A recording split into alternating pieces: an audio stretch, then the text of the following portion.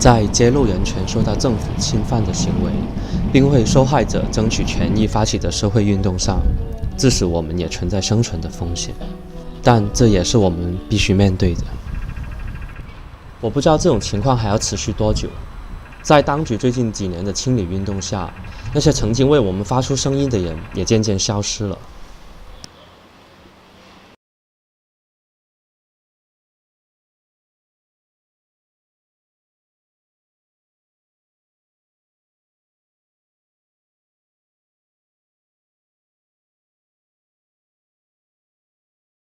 我不知道这一切是怎么开始的，但经历的这10年，我的人生从多条不同的平衡线终于交汇到一起。2005年的时候，我任职中国某 NIC 的技术主管，公司为用户提供网络空间及域名接入服务。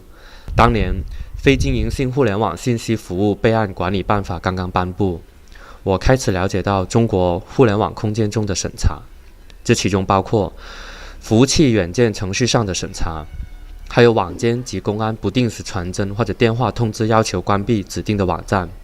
如果不及时处理这一些要求，公司会遭受到灾难性的影响。我曾在凌晨3点的时候奔赴外地的城市的公安局去处理没有及时关闭网站而导致被扣押的服务器。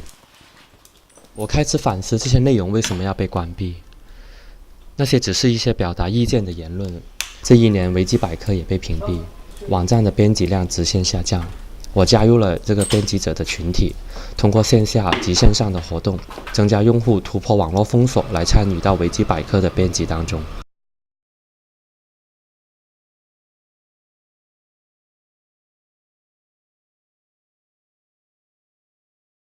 当年的我并没有意识到，因为这种思想将改变我人生的轨迹。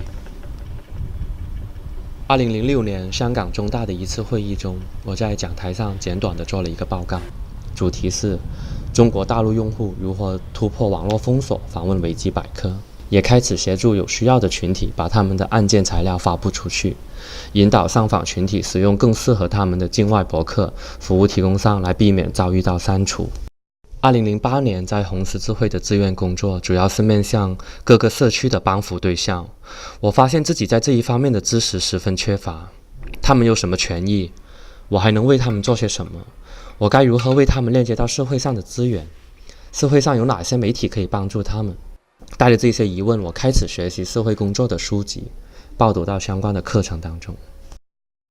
2009年开始介入艾滋病领域相关项目，同时介入国内协助良心犯的援助。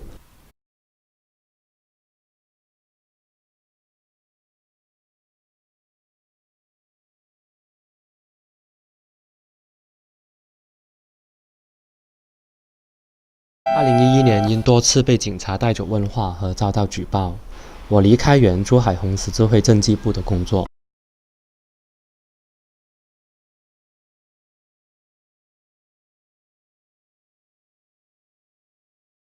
2013年，北京理工大学珠海分校的一场技术分享，因为邀请了我作为讲师而导致活动被禁止。负责的学生多次被约谈，威胁不能毕业。我联系该辖区的国保交社，他们要求我离开高新区的工作作为交换条件。我彻底离开并前往澳门，成为福康会一名特殊教育导师。2015年女权五姐妹案后，紧接着公益老男孩案也使我多次被传唤。709大抓捕事件发生不久，我便离开了澳门，回到珠海，正式出任权利运动的执行理事。